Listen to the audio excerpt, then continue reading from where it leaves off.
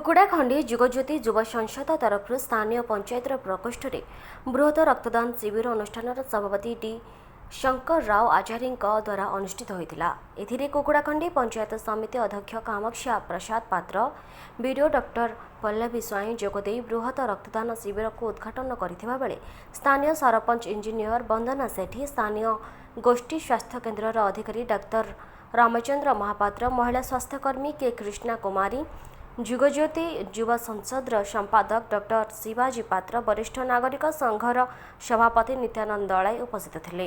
रक्तदान शिविर में स्वेच्छाकृत भाव रक्तदाता माने रक्तदान करथिबा बेले कर्मरत पुलिस कनेस्टेबल ए देवेंद्र राव प्रथमे रक्तदान करथिले।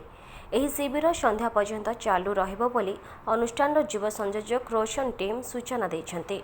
ब्रह्मपुर बड़ मेडिकल डाक्तर चिन्मय रंजन स्वाई और तांको टीम आसी रक्त संग्रह करिबारे सहयोग करथिबा बेले उपस्थित नियंत्रित अतिथि मानक द्वारा सेमानक उपढौकन प्रदान करा जायथिला।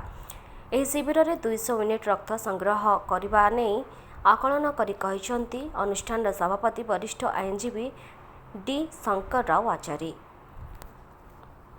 कुकुड़ाखंडी विभु नंदन पंडांग रिपोर्ट, गंजाम समाचार आपणकर लेटेस्ट खबर पई लाइक, शेयर, सब्सक्राइब एवं फॉलो करंतु।